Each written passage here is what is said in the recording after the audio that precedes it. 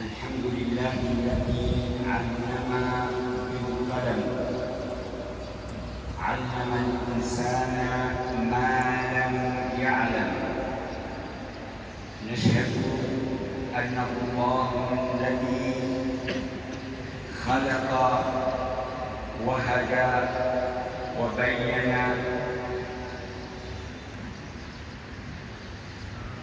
ونصلي ونسلم على سيدنا وحبيبنا ومعلمنا محمد صلى الله عليه وآله وصحبه وسلم. ونسأل الله تعالى أن يبارك في هذا الصدق العظيم وهذا الجامع المبارك، وأن يبارك في من عمره ومن يعمره ومن يدرس فيه ومن يعلم فيه ومن يتردد عليه، وأن يجعلنا وإياكم من أهل القرآن وخاصته. اللهم اجعل القرآن ربيع قلوبنا وجلاء همومنا وذهابا لسيئاتنا، واجعله حجة لنا لا حجة علينا. اجعلنا من أهل القرآن وخاصته. أذقنا برد عفوك وحلاوة مناجاتك. افتح علينا بالقرآن، اجعلنا سرا من أسرار القرآن، اجعلنا نورا من نور القرآن. اجعل هذا القرآن بصائر لنا وهدى ورحمة ونورا ويقينا يا قوي يا متين. سبحانك لا علم لنا إلا ما علمتنا، إنك أنت العزيز الحكيم. بسم الله الرحمن الرحيم. رب اشرح لي صدري ويسر لي أمري واحلل عقدة من لساني يفقه قولي. يا فتاح يا عليم، يا فتاح يا عليم، يا فتاح يا عليم، افتح علينا فتوح العارفين، فقهنا في الدين، ارزقنا الإخلاص والصدق واليقين ومتابعة سيد المرسلين في أقوالنا وأفعالنا وأعمالنا ونياتنا. اللهم إنا نعوذ بك من علم لا ينفع، ومن قلب لا يخشع، ومن عين لا تدمع، ومن دعاء لا يسمع، ونعوذ بك من هؤلاء الأربع. اللهم آت نفوسنا تقواها، زكها أنت خير من زكاها، أنت وليها ومولاها.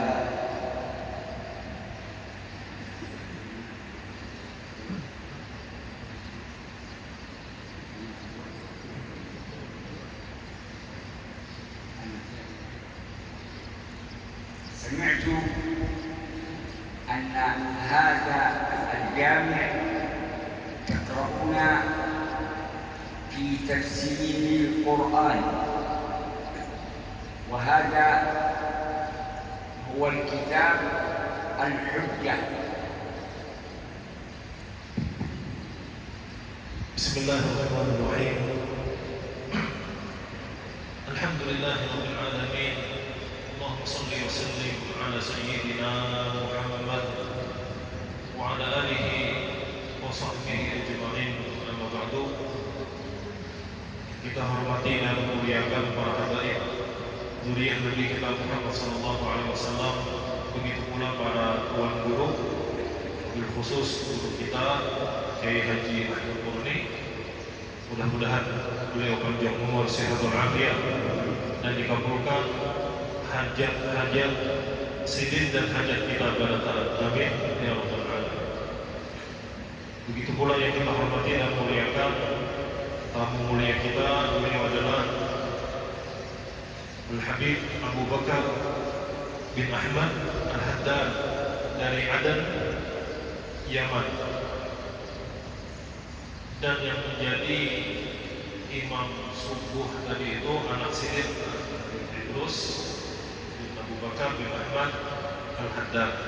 Mudah-mudahan kita dapat keberkahan dari habaib dan daripada ulama. Amin ya rabbal alamin.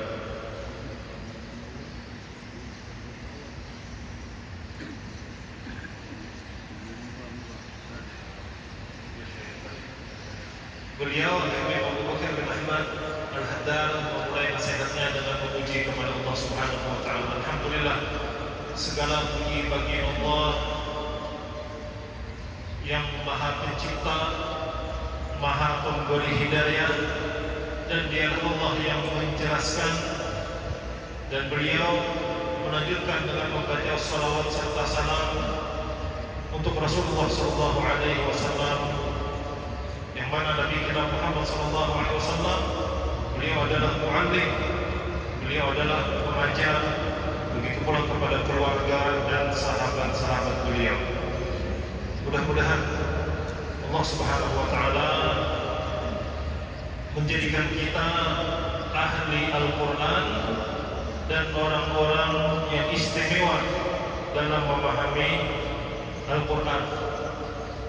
Dan berbagai macam doa adalah Habib berdoa kepada kita, di antaranya mudah-mudahan karena Habib perkumpulan ini dan masjid ini ditambah keberkahannya oleh Allah Subhanahu wa taala. Begitu pula kepada yang hadir dengan niat belajar atau niat mengajar, mudah-mudahan ditambah keberkahan oleh Allah Subhanahu wa taala, dan mudah-mudahan Allah Subhanahu wa taala menjadikan Al-Qur'an penyejuk hati kita dan penghilang segala kesedihan kita, dan mudah-mudahan dengan sebab Al-Qur'an Allah Subhanahu wa taala mengampuni segala dosa dan kesalahan kita. Ini di antara doa-doa sidin, dan banyak lagi doa-doa sidin. Kemudian kata Habib, aku mendengar ya sidin, setiap subuh Sabtu di masjid ini diajarkan kitab tafsir, kitab tafsir. Mudah-mudahan mereka termasuk orang-orang yang paham dengan kitab, dengan Al-Quran yang diturunkan Allah Subhanahu wa ta'ala. Al-Quran hujjatun lana atau hujjatun alaina. هذا الكتاب الذي نزل على قلب الحبيب المصطفى صلى الله عليه وآله وسلم، نزل به الروح الأمين على قلبك لتكون من المنذرين بلسان عربي مبين. وإذا أردنا أن نتكلم عن التفسير لكي نكون نحن وإياكم من أهل القرآن، فالقرآن موجود في كل مكان، لكن ليس سر القرآن موجود، ولا من يعمل بالقرآن موجود، ولا من يتخلق بالقرآن موجود. ودائما ما نسمع الكتاب والسنة، الكتاب والسنة، الكتاب والسنة، إلا أن المعادي الثالث وهو خلق القرآن غير موجود. والسيدة أم المؤمنين عائشة عليها سلام الله عندما سئلت عن خلق رسول الله صلى الله عليه وآله وصحبه وسلم قالت كان خلقه القرآن. Al-Quran diturunkan kepada hati Nabi Muhammad SAW. Allah Subhanahu wa Ta'ala berfirman dalam Al-Quran yang artinya turun membawa Al-Quran malaikat Jibril kepada hati Nabi Muhammad SAW, supaya engkau wahai Muhammad, wahai Rasulullah, menjadi orang yang memberikan peringatan dengan lisan, dengan bahasa Arab yang sangat jelas. Di Al-Quran itu diturunkan oleh Allah Subhanahu wa Ta'ala melewati malaikat Jibril kepada hati Nabi Muhammad SAW untuk memberikan peringatan kepada orang-orang dengan bahasa Arab yang sangat jelas. Al-Quran ada di antara kita. Al-Quran ada banyak di mana-mana. Dan Al-Quran yang diturunkan itu menjadi hujjah lana aw alaina. Jadi Quran yang ada itu bisa hujjah lana, itu bisa membela kita, atau bahkan nanti Quran itu bisa memberatkan kita. Ini pilihannya tergantung kepada kita. Al-Quran itu mesti kita pahami, berusaha kita pelajari dan kita pahami dengan mempelajari tafsirnya. Itu banyak diajarkan, banyak dibaca, banyak dipelajari. Tapi tidak semua orang yang belajar tafsir Al-Quran itu mendapatkan sirnya, rahasia daripada Al-Quran yang dipelajari. Kita menginginkan Al-Quran itu menjadi hujjah lana, menjadi pembela kita, yaitu memahaminya dan kita ingin mendapat sirnya, rahasianya. Banyak Al-Quran, banyak yang mempelajari Al-Quran, tapi tidak semua mendapat rahasianya. Tidak semua bisa mengamalkan Al-Quran. Tidak semua berakhlak dengan akhlak Al-Quran. Banyak yang mengatakan Al-Quran wa sunnah, Al-Quran wa sunnah. Marilah kita kembali kepada Al-Quran dan kepada sunnah Nabi. Banyak yang mengatakan kembali kepada Al-Quran dan sunnah Nabi. Tapi siapa yang bujur-bujur mengamalkan? Nah, penentu di sini, kata Habib, penentu dalam pengamalan Al-Quran itu adalah bagaimana akhlaknya. Sayyidatuna Aisyah radhiyallahu anha ditanya bagaimana akhlak Nabi Muhammad SAW, maka beliau menjawab, akhlak baginda Nabi Muhammad SAW adalah Al-Quran. Jadi yang kita inginkan bukan sekadar paham, tapi kita ingin mendapat rahasia Al-Quran, bisa mengamalkan Al-Quran dan berakhlak dengan akhlak Al-Quran yang dicontohkan Nabi kita Muhammad sallallahu alaihi wasallam. فالذي يقرأ القرآن ولا يعمل بما فيه هذا هجر القرآن. ولو تعلمنا كل يوم آية أو حفظنا 5 آيات لكننا عملنا بما فيها هنا يظهر سر القرآن. سيدنا عمر وعبد الله بن عمر تعلم أحدهما سورة البقرة في 10 سنوات، والثاني في 8 سنوات. سورة البقرة أطول سورة في القرآن، 10 سنوات، لكنه يطبق ما يتعلم، ما يقرأ، ما يدرس عند الأستاذ أو عند الشيخ. Orang yang mempelajari Al-Quran atau membaca Al-Quran tapi tidak berusaha untuk mengamalkan isi kandungannya, itu sama saja orang yang meninggalkan Al-Quran. Jadi Al-Quran dipelajari, dibaca, cuma karena diamalkan. Ini termasuk orang yang meninggalkan Al-Quran. Dan dalam mempelajari Al-Quran ini, kita jangan hendak cepat-cepat selesai.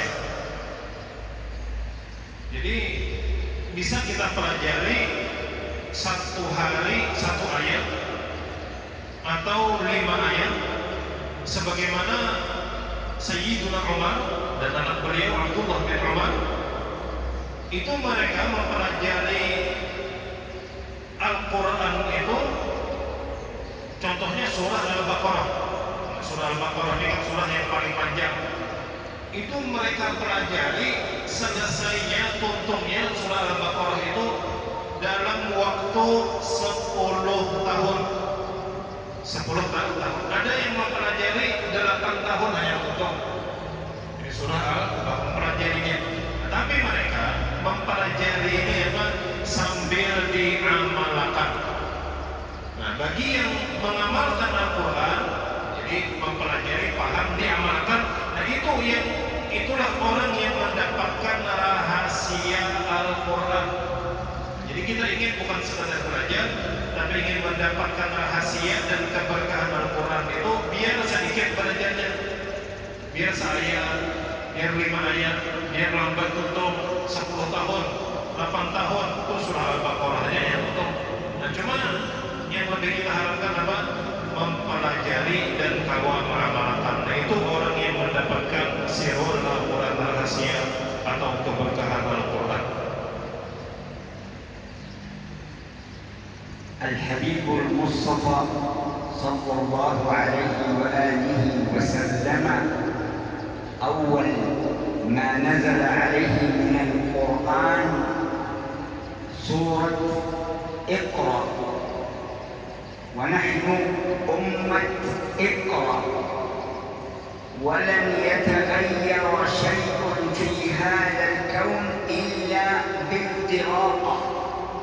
القراءة التي تكون باسم الرب، لا باسم أي مسميات أخرى. بسم الله الرحمن الرحيم، اقرأ باسم ربك الذي خلق، خلق الإنسان من علق، اقرأ وربك الأكرم الذي علم بالقلم، علم من؟ علم الإنسان ما لم يعلم. وهناك سورة في القرآن تسمى سورة الرحمن. الرحمن ماذا علم؟ القرآن خلق الإنسان، علمه البيان. واتقوا الله ويعلمكم الله. فالعلم بحاجة إلى أن نهيئ قلوبنا لتكون مع محلا لتنزل أسرار القرآن.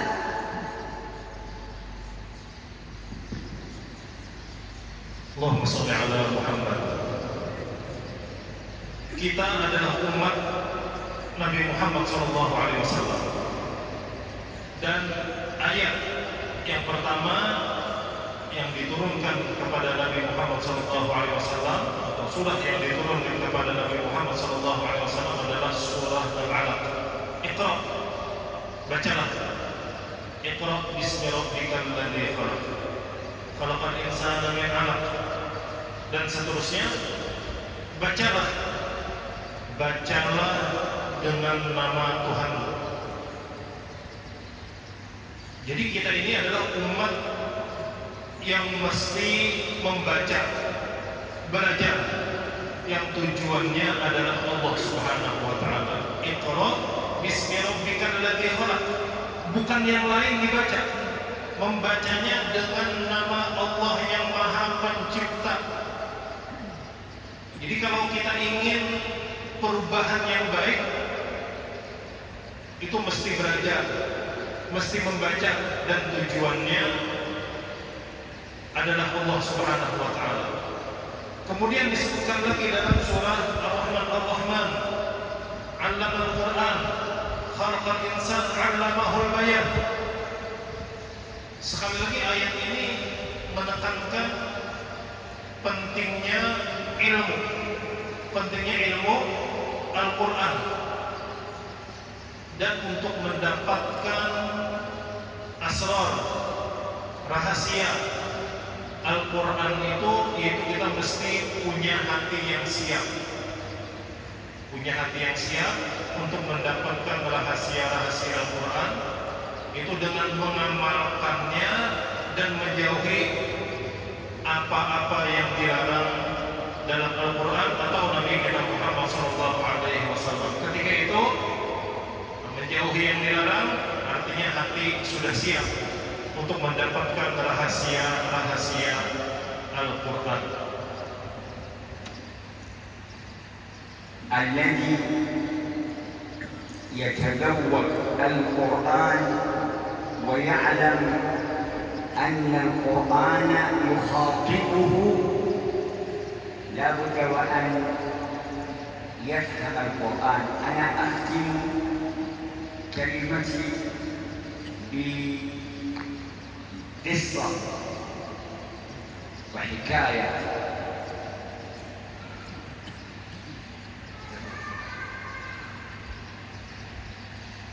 Kita ini ingin membaca Al-Quran itu merasa, jadi bukan sekadar bacaan tapi masuk ke dalam hati.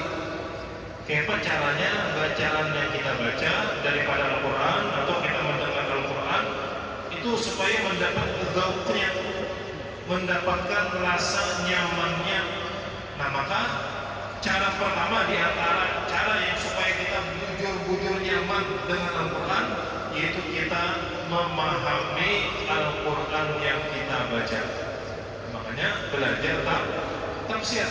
Jadi kalau belajar tafsir itu paham, ketika membaca atau mendengarkan itu lebih menikmati apa yang dibaca, apa yang didengarkan. Dan Habib akan menceritakan kisah kata Habib yang akan kita ambil pelajarannya. At-tafasir mawjudah kathir. Ahammu tafsir التفسير بالمأثور، تفسير دراية، تفسير رواية، التفسير التحليلي والتفسير الفقهي والتفسير العقائدي والتفسير الحضاري والتفسير المعاصر اليوم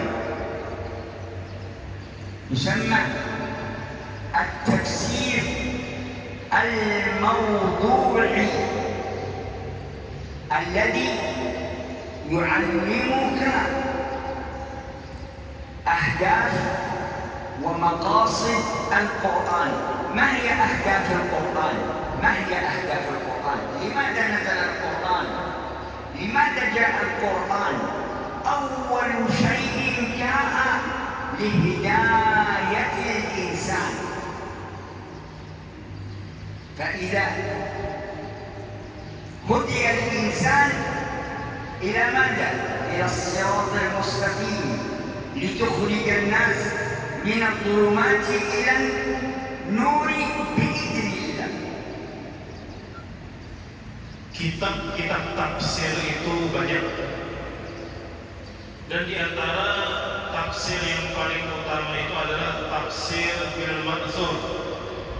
Al-Quran dijelaskan dengan hadis-hadis Nabi Sallallahu Alaihi Wasallam atau daripada sahabat, karena semua itu langsung diambil, mereka pelajari dari Nabi Muhammad Sallallahu Alaihi Wasallam. Ada pula tafsir at-tahlili. Tafsir tahlili maksudnya bujur-bujur mengupas makna atau pemahaman yang ada di dalam Al-Quran. Ada juga tafsir yang khusus atau fokusnya membicarakan tentang fikih. Ada orang yang menulis tafsir, jadi fokusnya kepada pembahasan fikih. Ada pula tafsir yang mana fokusnya berbicara tentang akidah, berbicara tentang ilmu tauhid, ada fokusnya ke sana. Ada pula tafsir yang penting pula, tafsir al-mawdu'i. Yang tafsir mawdu'i ini tafsir yang berbicara tentang kejadian yang mana tujuannya agar kita bisa memahami, dan kapanpun kita, di zaman apapun kita selalu berada di dalam hidayah, petunjuk Allah Subhanahu wa taala yang disebut dengan sirat al-mustaqim, jalan yang benar. Nas'alullah an yuwaffiqana likay nusila al-kalima ala al-wajh as-sahih. Nahnu fi al-Yaman لدينا مشروع يتعلق بالتفسير الموضوعي الذي يبين مقاصد كل سورة في القرآن وعلم المناسبة بين السورة الأولى وما قبلها وما بعدها وبين السورة الثانية. الحكايتان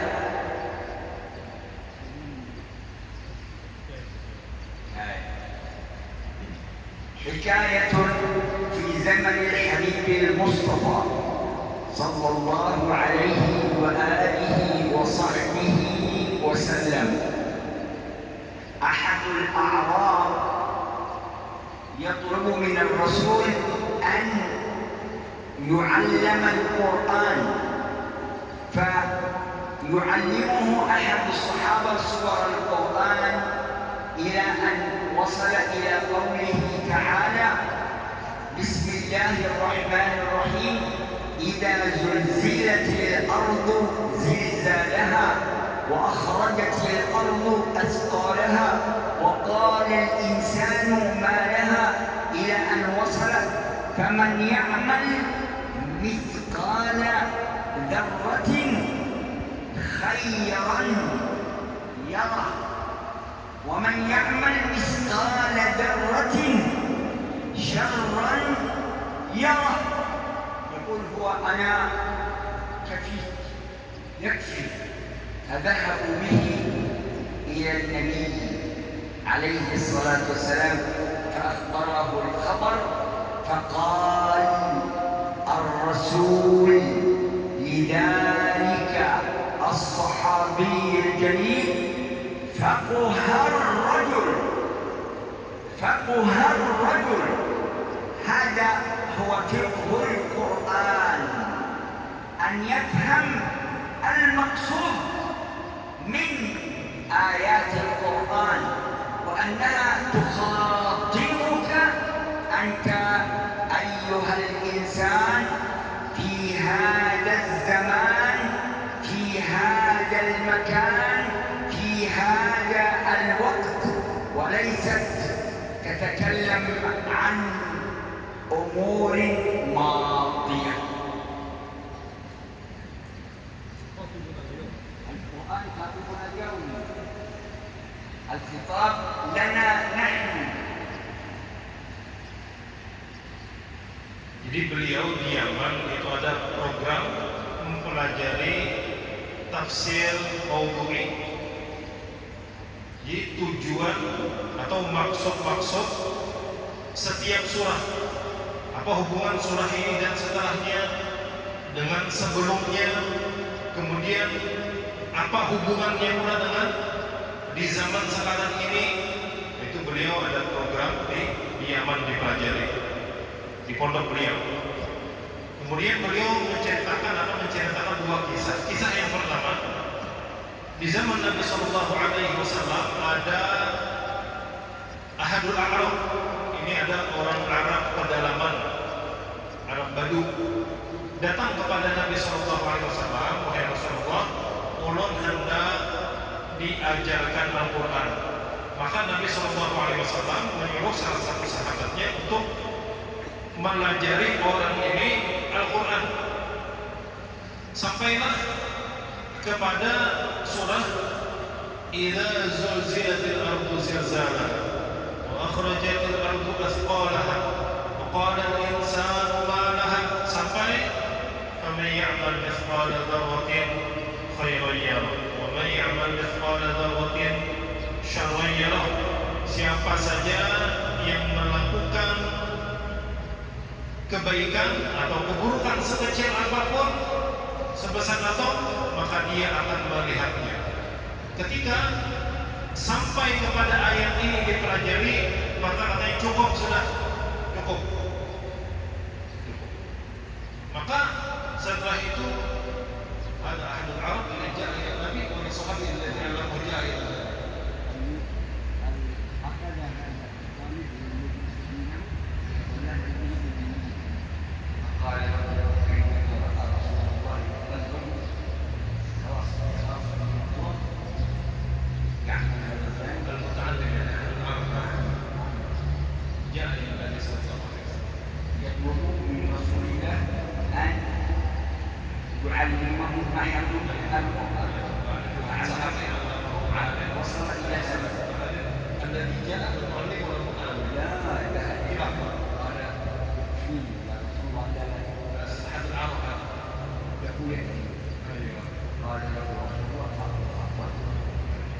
Jadi ketika sampai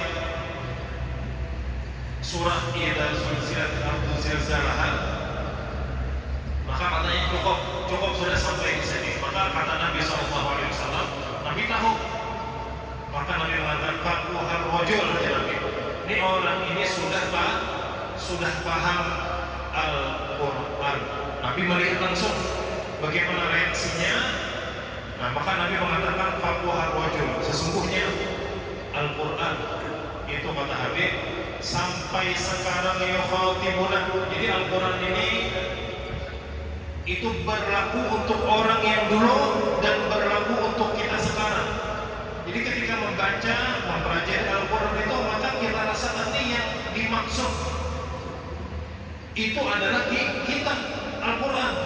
Jadi jangan ketika baca Quran di saking orang bahari, saking orang dahulu, saking kita ada Al-Quran itu sampai kita saat ini dan sampai akan datang itu akan berlaku, dan yang dimaksud, yang ditujukan Al-Quran itu kita harus merasa itu adalah kita. نحتاج إلى أن نحذر من الإسرائيليات، ونحتاج إلى أن نفهم مصطلحات القرآن. إذا رجعنا إلى غريب القرآن للراغب الأصفهاني، هذا أفضل كتاب يساعدك في فهم القرآن. ثم لا تقل أنت فقط، كل القرآن ما فيه أسماء أشخاص، أسماء مكان، أسماء زمان. مثلا مصطلح الذي واللذان والتي، وهؤلاء مصطلح حوالي 1000 وكذا كذا في القرآن. ألم ترى إلى الذي حاج إبراهيم في ربه، يعني أن هذا المحاججة تتكرر، مش فقط في عصر سيدنا إبراهيم. واتل عليهم نبأ الذي آتيناه آياتنا، وموجود اليوم في هذا الزمان. واتل عليهم نبأ ابني آدم بالحق إذ قربا قربانا. هذا يتكرر في كل زمان وفي كل مكان. فلا نقول فقط مثلا أهل الكهف. من هم أهل الكهف؟ عددهم، أسماؤهم. هذا القرآن لا يلتفت إليه، لأنه يخاطبنا نحن. فالنبي وأصحابه كانوا من أهل الكهف. أرجو أن أوفق مرة ثانية للجلوس معكم لكي أوضح بعض الأمور، وأسأل الله أن يتوب علينا وعليكم توبة نصوحا يزكينا بها جسما وقلبا وروحا، وأن يجعلنا وإياكم من أهل القرآن وخاصته. اللهم اجعل القرآن ربيعا لقلوبنا وجلاء لهمومنا وكفارة لسيئاتنا، واجعله حجة لنا لا حجة علينا في آخر الزمان. الرسول يقول: سوف يأتي على الناس زمان لا يبقى من الإسلام إلا اسمه، ولا من القرآن إلا رسمه. اللهم تب علينا توبة نصوحا، زكنا بها جسما وقلبا وروحا، اشركنا في دعوات رجال بيتك الحرام وزوال نبيك عليه أفضل الصلاة وأزكى التسليم. بارك في من عمر هذا الجامع المبارك، وفي من صلى فيه، وفي من درس فيه، وفي من علم فيه، وفي من يتردد عليه، واجعلنا وإياه مباركين أينما كنا وأينما حللنا وأينما نزلنا. اغفر لنا ما أخطأنا وما تعمدنا وما أسررنا وما أعلنا وما أنت أعلم به منا. وأرجو أن الله تعالى يجزي إمام هذا الجامع المبارك وخطيبه والقائمين عليه خير الجزاء، وأن يجزيكم خير الجزاء على حضوركم وعلى صبركم وعلى تحملكم، وأن يعطيكم وإيانا سبلنا ومأمولنا. اللهم إنا نسألك بأسمائك الحسنى وكلماتك التامات ما علمنا منها وما لم نعلم، أن تغفر ذنوبنا، وأن تستر عيوبنا، وأن تفرج همومنا، وأن تحسن أخلاقنا، وأن توسع أرزاقنا، وأن تقوي عزائمنا، وأن تحفظ أبناءنا وبناتنا من الفتن ما ظهر منها وما بطن. اللهم يا من فتح الخير بالخير وأعانه عليه، وفرنا اللهم للخير وأعنا عليه. نسألك اللهم حبك وحب نبيك وحب أوليائك وذلك وحب نبيك أحب إلينا من أنفسنا ومن الماء البارد نسألك الجنة وما قرب إليها من قول أو فعل أو عمل أو نية أو اعتقاد، ونعوذ بك اللهم من النار وما قرب إليها من قول أو فعل أو عمل أو نية أو اعتقاد. اجعلنا والحاضرين الذين يستمعون القول فيتبعون أحسنه، اجعلنا من قوم تحبهم ويحبونك، أذل على المؤمنين أعز على الكافرين، يجاهدون في سبيل الله ولا يخافون لومة لائم. أعنا على ذكرك وشكرك وحسن عبادتك. صلى الله وسلم وبارك وكرم على سيدنا محمد على آله وصحبه وسلم، والحمد لله رب العالمين بسر أسرار الفاتحة. وإلى حضرة نستودع الله وجزاكم الله خير الجزاء.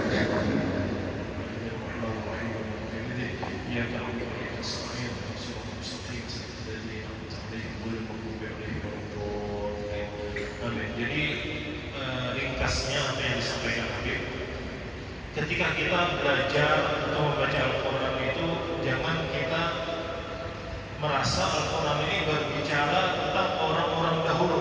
Memang kalau kita baca terjemahannya seakan-akan berbicara orang yang dahulu, tapi itu sebenarnya setiap zaman itu ada.